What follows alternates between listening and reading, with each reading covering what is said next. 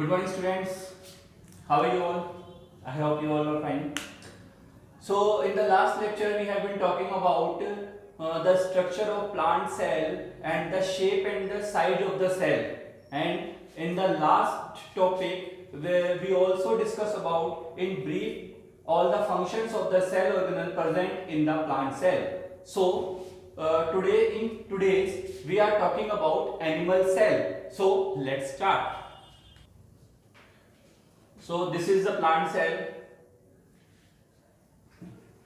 As we know that there is a main difference between plant cell or animal cell. It do not have cell wall as the plant cell have. So starting with the plasma membrane, as we know that the plasma membrane is the protective layer of animal cell. कि जैसा हमारे को पता है कि animal cell के अंदर cell wall नहीं पाई जाती है, तो इसकी प्रोटेक्टिव लेयर कौन सी रहेगी? इसकी प्रोटेक्टिव लेयर रहेगी प्लाज्मा मेम्ब्रेन। जैसे कि यहाँ पर हम हमारा जो काम प्रोटेक्शन का वहां पर सेल वॉल करे थी, वही मेन काम प्रोटेक्शन देने का, और वो कौन करेगा? यहाँ पर प्लाज्मा मेम्ब्रेन करेगी। अब देखिए यहाँ पर जो नेक्स्ट अपन बात करते हैं, सबसे पहले बात करेंगे अपन। Next we have centriole. देखिए यहाँ पर अपने पास में सेंट्रियोल है। सेंट्रियोल की जो अपन बात कर रहे हैं, तो सेंट्रियोल का मतलब हो गया कि हमने आपको देखा है कि सेंट्रियोल एनिमल सेल के अंदर सेल डिवीजन के अंदर क्या करता है? पार्टिसिपेट करता है। कैसे करता है कि जब सेंट्रियोल डिवाइड होता है तो इसके साथ में सेल क्या हो जाती है? सेल के जो क्रोमोसोम्स होते हैं पूरी तरीके से क्या होते हैं? डिवाइड हो जाते हैं। तो सेंट्रियोल क्या करता है? स्पिंडल फाइबर फॉर्मेशन के अंदर और सेल को डिवाइड करने के अंदर पार्टिसिपेट करता है। नेक्स्ट अपने पास में peroxisomes. In the last lecture we are also talking about peroxisomes. Peroxisomes क्या करते हैं? कल अपन ने बताया था कि फैटी एसिड का ब्रेकडाउन करते हैं और मेम्ब्रेन फॉर्मेशन के अंदर काम में आते हैं। उसी प्रकार से लाइसोसोम के बारे में अपन बताया था, ये और हेट्रोफैगी मतलब हेट्रोफैगी करते हैं। इट मींस पिनोसाइटोसिस और फैगोसाइटोसिस के अंदर पार्टिसिपेट करते हैं। ये अपन ने लास्ट लेक्चर के अंदर देखा था। Next is ribosome. We know that ribosome is a protein synthesis factory, मतलब ये प्रोटीन सिंथेसिस करती है, इसलिए इसे अपन प्रोटीन फैक्ट्री के नाम से भी जानते हैं। Next we have mitochondria. As we know that mitochondria is the power house of the cell, so this is the power house of, so we know that this is known as power house of the cell. Next we have here endoplasmic reticulum. कल अपन ने बताया था कि endoplasmic reticulum क्या करती है कि ये जो आपके न्यूक्लियस है, इसके साथ में जो भी मटेरियल है उसका ट्रांसपोर्टेशन करने का काम करती है। कौन करती है? ये आपकी एंडोप्लाज्मिक रेटिकुलम। एंडोप्लाज्मिक रेटिकुलम क्या करती है कि इसका जो भी फॉर्मेशन होता है वो इन दोनों के बीच में, न्यूक्लियस और उसके बीच में क्या होता है? ट्रांसपोर्ट होता रहता है। नेक्स्ट है अपने पास में न्यूक्लियर एनवेलप। न्यूक्लियर एनवेलप अपन ने कल भी बताया था। न्यूक्लियर एनवेलप का मतलब हो गया कि कोई ऐसी चीज जो क्या होती है कि जिसको अपन किसी चीज के अंदर, जैसे अपन न्यूक्लियस है तो इसको न्यूक्लियर मेम्ब्रेन भी अपन क्या कर सकते हैं? बोल सकते हैं। ठीक है, इसी प्रकार से आपने बताया था कि न्यूक्लियस के अंदर क्या पाई जाती है? न्यूक्लियोलस पाई जाती है। यहाँ पर एक और इंपॉर्टेंट चीज जो ध्यान रखनी है प्लांट सेल की, यहाँ पर प्लांट सेल के अंदर वैक्यूल एब्सेंट होती है। क्या कि प्लांट सेल के अंदर वैक्यूल एब्सेंट है, इसलिए जो ये न्यूक्लियस है ये पेरिफेरल ना होकर के बिल्कुल सेंटर के अंदर पाया जाता है। क्या कि ये जो आपका न्यूक्लियस है ये पेरिफेरल ना होकर, क्योंकि वैक्यूल यहाँ पर एब्सेंट है। अधिकतर एनिमल सेल के अंदर वैक्यूल एब्सेंट होती है, और कुछ के अंदर अगर प्रेजेंट होगी भी तो बहुत छोटी होगी। Next, endoplasmic reticulum are of two types, RER and SER, rough endoplasmic reticulum and smooth endoplasmic reticulum. If it have some ribosome on it, then it is known as rough endoplasmic reticulum, and it do not have ribosome, it means this is SER. As we know that it do not have ribosome, it do not participate in protein synthesis, मतलब कि हमारे को ये पता है कि ribosome protein factory है, और अगर एंडोप्लाज्मिक रेटिकुलम के अगर ये राइबोसोम पाए जाते हैं तो ये किसके अंदर काम करते हैं? ये प्रोटीन सिंथेसिस के अंदर भी पार्टिसिपेट करते हैं, लेकिन जबकि एसईआर प्रोटीन सिंथेसिस के अंदर पार्टिसिपेट नहीं करती है। नेक्स्ट है मैकेनिकल सपोर्ट प्रोवाइड करवाने वाले अपने पास में गोल्जी अपैरेटस। क्या है? Golgi apparatus. सबसे इंपॉर्टेंट जो बात है वो यहाँ पर ये है कि यहाँ पर अपन ने लास्ट में इसलिए देखा है कि ये जो माइक्रोविलाई आपके पास में प्रेजेंट है, ये माइक्रोविलाई एनिमल सेल के अंदर प्रेजेंट होती है। सबसे इंपॉर्टेंट जो बात है माइक्रोविलाई के लिए वो क्या होती है कि जो माइक्रोविलाई आपकी यहाँ पर प्रेजेंट होती है, it is a finger like projection like this, see this है ना, सो this is look like this. तो अब ये क्या काम करती है, माइक्रोविलाई क्या काम करती है, माइक्रोविलाई काम करती है कि कोई भी चीज के एब्जॉर्प्शन के लिए, एड्सॉर्प्शन के लिए और किसी चीज को चिपकने के लिए, एडेशन है ना, तो उसके लिए क्या करती है ये सरफेस एरिया को क्या कर देती है, बढ़ा देती है। सबसे इंपॉर्टेंट देखिए डिफ्यूजन के लिए क्या माइक्रोविलाई का काम क्या है, it is a finger like projection, it increase the surface area. Surface area क्या करती है, ये बढ़ा देती है।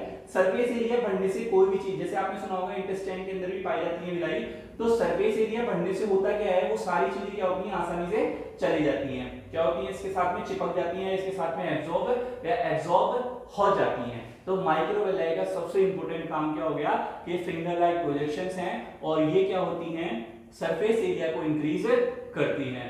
माइक्रोविलाई इंटेस्टाइन के अंदर भी पाई जाती हैं। So this is all about animal cell, this is all about animal cell. After the discuss about animal cell, we have been talking about the difference between the prokaryotic and the eukaryotic cell. So what is the major difference between, or what kind of difference between a prokaryotic cell and a eukaryotic cell? So we have features of that prokaryotic cell and eukaryotic cell. So let's discuss what is the main difference between prokaryotic and eukaryotic. We have features here. First feature is size. If we are talking about the size of the prokaryotic cell, it is 0.1 millimeter to 5 millimeter, whereas the size of eukaryotic cell is more than 5 millimeter. And the second feature is cell wall. The cell wall of prokaryotic cell is made up of amino acid. As you know that amino acid is a basic structure of protein, and it is made up of amino acid and muramic acid. And whereas the eukaryotic cell is made up of cellulose in plants. See what? It's made up of cellulose in plant and absent in animal cell.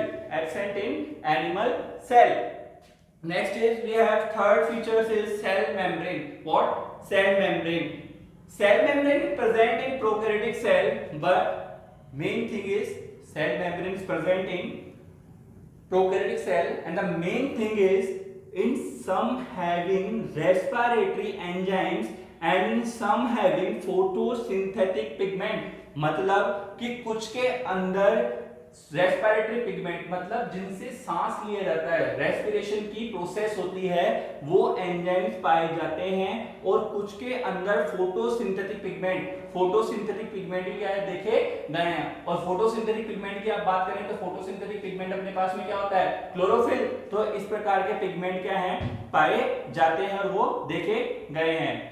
Same in the next in eukaryotic cell present but lack of both respiratory and photosynthetic pigment.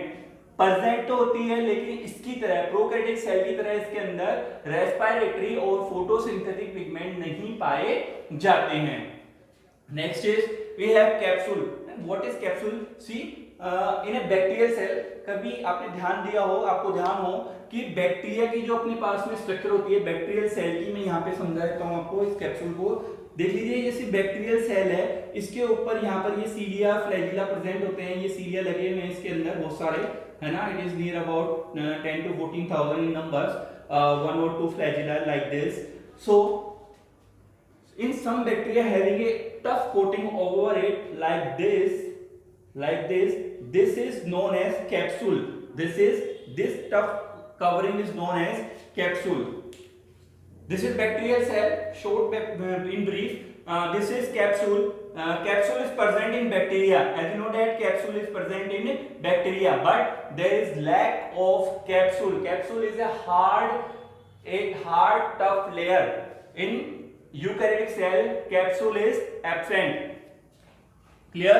Next is vacuole. Vacuole, as we know that in prokaryotic cell vacuole is absent. In prokaryotic cell vacuole is absent, and in eukaryotic cell it is present, it is present. और हमने ये भी बताया आप लोगों को कि अगर जब अपन एनिमल सेल की बात करते हैं तो ये जो आपकी वैक्यूल है ये या तो एब्सेंट, आइदर एब्सेंट और present, it's very small, either it is present in animal cell, या तो ये प्रेजेंट होती है एनिमल सेल के अंदर, अगर प्रेजेंट है तो बहुत छोटी होगी, और अगर पहली बात तो ये एब्सेंट ही रहती है, अगर प्रेजेंट भी है तो काफी छोटी होती है। लेकिन प्लांट के अंदर ये मैक्सिमम एरिया कवर रखती है, किसका?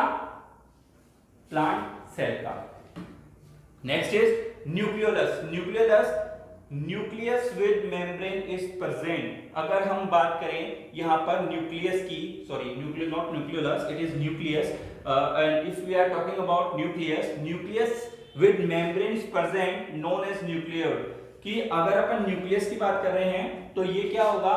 विद मेम्ब्रेन प्रेजेंट होता है, sorry not with membrane, it is present without membrane, it is present without membrane, it is present without membrane and known as nucleoid. अगर हम देखें इसके अंदर जो न्यूक्लियोइड है वो कैसा प्रेजेंट होता है? विदाउट मेम्ब्रेन प्रेजेंट होता है। कैसा प्रेजेंट होता है? विदाउट मेम्ब्रेन प्रेजेंट होता है।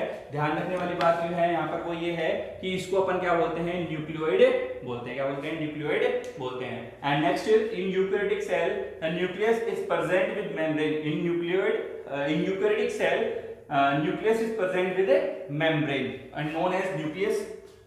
Next is mitochondria. Mitochondria is absent in prokaryotic cell or present in eukaryotic cell. Next we have Golgi apparatus. Also Golgi apparatus is also absent in prokaryotic cell. There is present in eukaryotic cell. Next, and here is last, not last. It is not last. We have more features of cells. Like prokaryotic or eukaryotic, and the endoplasmic reticulum we are talking about absent in prokaryotic cell and present in eukaryotic cell.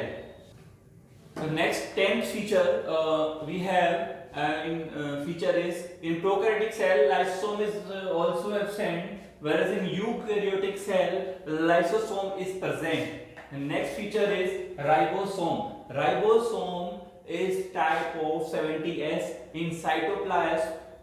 In cytoplasm, what is the meaning of in cytoplasm? I will tell you. See, and in eukaryotic cell it is attached with membrane. देखिए कैसे कि हमने बोला यहाँ पर 70S type of in cytoplasm 70S में कल अपन ने बताया था आपको कि 70S की जब अपन बात कर रहे हैं यहाँ पर तो 70S में है क्या कि 70S में ये है कि 70S की अपन ने आपको दो सब यूनिट बताई थी, यहाँ पर बताई थी। कौन कौन सी बताई थी भाई? दो सब यूनिट कौन कौन सी बताई थी 70S की? एक तो बताई थी 50S और एक बताई थी 30S। ऐसे 80S की अपन ने बताई थी आप लोगों को दो सब यूनिट कौन कौन सी? एक तो बताई थी 60S और एक बताई थी 40S, और S बताया था सेवेंटबर्ग यूनिट। अब देखिए यहाँ पर इन साइटोप्लाज्म का मतलब क्या है? अब देखिए यहाँ पर कोई सेल है अपने पास में, क्या है? कोई भी अपने क्या ले ली? सेल ले ली है, और सेल का आप लोगों को पता है कि ये तो क्या है आपका साइटोप्लाज्म। क्या है? साइटोप्लाज्म। ये आपका क्या है? न्यूक्लियोप्लाज्म, क्योंकि न्यूक्लियस के अंदर जो लिक्विड होता है उसको अपन क्या बोलते हैं? न्यूक्लियोप्लाज्म। और इन दोनों को अपन क्या बोलते हैं एक साथ? प्रोटोप्लाज्म। क्या बोलते हैं? प्रोटोप्लाज्म। देखिए हम यहाँ पर जो बात कर रहे हैं सेल्स के बारे में, तो ये अपना साइटोप्लाज्म हो गया। तो अब जो राइबोसोम है वो साइटोप्लाज्म के अंदर ऐसे ही रैंडमली, देखिए कैसे इस रैंडमली बात करें अपन तो ये रैंडमली ऐसे क्या होगा? बिखरा हुआ पाया जाएगा। क्या होगा? बिखरा हुआ पाया जाएगा। किसके अंदर? प्रोकैरियोटिक सेल के अंदर। तो इन साइटोप्लाज्म का मतलब है इन साइटोप्लाज्म के अंदर क्या होगा? ये इस तरीके से क्या होता है? बिखरा हुआ होता है। Is it clear? Next is 80S attached with membrane. See how is attached कि यहाँ पर ये जो साइटोप्लाज्म के अंदर बिखरा हुआ था ये किसी ना किसी मेम्ब्रेन के साथ में जाकर के क्या हो रहता है? अटैच्ड रहता है। मतलब कोई भी मेम्ब्रेन है किसी भी चीज की, उसकी मेम्ब्रेन से जाकर के क्या हो जाएगा? जुड़ जाएगा। किसके अंदर? जैसे अपन ने देखा था सेल के अंदर कि एंडोप्लाज्मिक रेटिकुलम के अंदर जो राइबोसोम पाए जा रहे थे तो वो एंडोप्लाज्मिक रेटिकुलम के अंदर जो राइबोसोम पाए जा रहे थे वो एक मेम्ब्रेन हो गई, वो एक बेस हो गया, उसके साथ जाकर के अटैच है वो। तो इस तरह से अटैचमेंट अगर पाया जाता है तो वो यूकैरियोटिक सेल के अंदर पाया जाता है। और वो जो टाइप होता है वो ATS होता है। ATS की दो सब यूनिट होती है 60S और 40S। और S के लिए अपन ने आपको कल बता दिया था कि S का मतलब होता है सेवेड बर्ग यूनिट। क्लियर? क्या होता है? Svedberg unit. Next we have centrosome. Centrosome is absent in prokaryotic cell because इनके अंदर सेल का डिवीजन जो होता है वो बिल्कुल सिंपल मेथड से हो जाता है, सिंपल डिवीजन मेथड के द्वारा हो जाता है। मतलब कि आपके पास में कोई एक सेल है, मान लीजिए ये, तो इसके अंदर जो डिवीजन होगा वो नॉर्मली क्या हो जाएगा? फिजन के द्वारा हो जाएगा। मतलब कि ये एक सेल है, ये क्या होगी? दो भागों में, टू पार्ट्स के अंदर क्या हो जाएगी? डिवाइड हो जाएगी। तो ये न्यू इंडिविजुअल का फॉर्मेशन कर लेगी। इसलिए इसको सेंट्रोसोम की क्या है?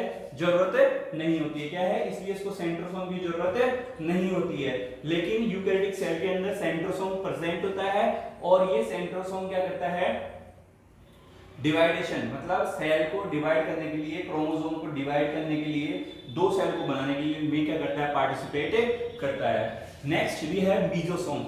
What is mesosomes? Firstly we are talking about the mesosome. Mesosomes क्या होते हैं? देखिए mesosomes क्या हो गए कि जैसे मान लीजिए ये आपकी किसी सेल की प्लाज्मा मेम्ब्रेन है। क्या है? प्लाज्मा मेम्ब्रेन है। इस प्लाज्मा मेम्ब्रेन को मैं यहाँ पर ले लूँ एक बार के लिए, ये अपन ने प्लाज्मा मेम्ब्रेन ले ली है यहाँ पर। तो ये प्लाज्मा मेम्ब्रेन क्या होती है? अंदर की ओर ऐसे इन्वेजिनेट हो जाती है। क्या होती है? अंदर की ओर इन्वेजिनेट होकर के क्या बनाती है? अंदर एक बल्ब लाइक या अम्ब्रेला लाइक स्ट्रक्चर क्या करती है? फॉर्मेशन करती है। कौन करती है? ये प्लाज्मा मेम्ब्रेन। यही जो अम्ब्रेला लाइक स्ट्रक्चर है यही आपके क्या कहलाते हैं? मीजोसोम्स कहलाते हैं। क्या कहलाते हैं? मीजोसोम्स कहलाते हैं। ठीक है, तो ये क्या होते हैं? मीजोसोम्स की बात करें तो प्रोकैरियोटिक सेल, कुछ प्रोकैरियोटिक सेल के अंदर क्या होते हैं? ये पाए जाते हैं। कौन? मीजोसोम्स। मीजोसोम में मैंने बताया आपको कि प्लाज्मा मेम्ब्रेन जब अंदर की ओर इन्वेजिनेट हो जाती है और फोर्स का फॉर्मेशन करती है, अम्ब्रेला या बल्ब लाइक स्ट्रक्चर, इसको हम बोलते हैं mesosomes. Next we have difference in eukaryotic cell. तो यूकैरियोटिक सेल की बात करें अपन तो ये क्या होती है? एब्सेंट होती है। क्या होती है? ये एब्सेंट होती है। कौन? मीजोसोम्स इसके अंदर एब्सेंट होते हैं। Next we have cilia flagella.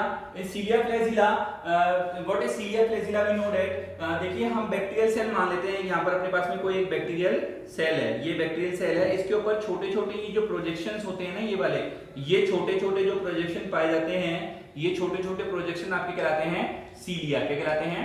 सीलिया।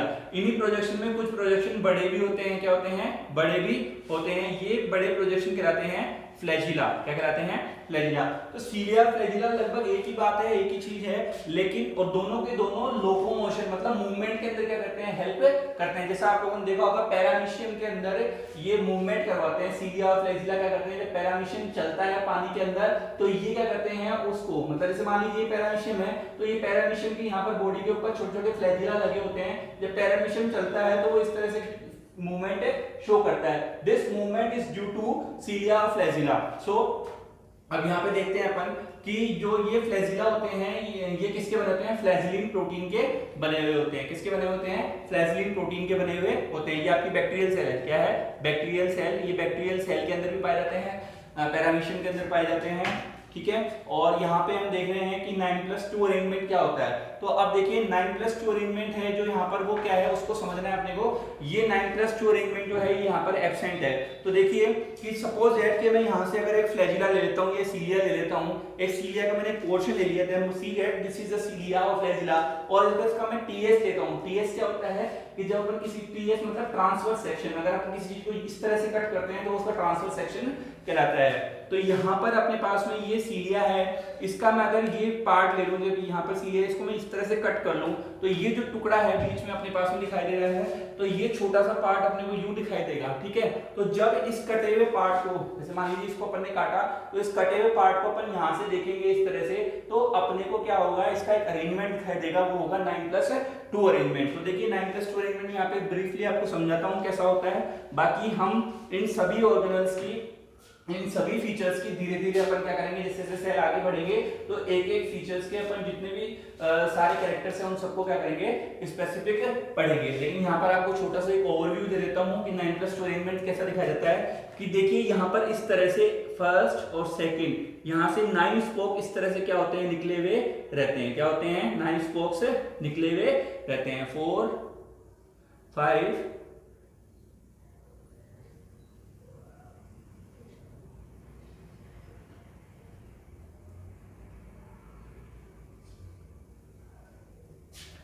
देखिए 1 2 3 4 5 6 7 8 9 तो स्पोक्स हो गए और 2 इस तरह से अपने पास में मिडिल में ये पाई जाती हैं।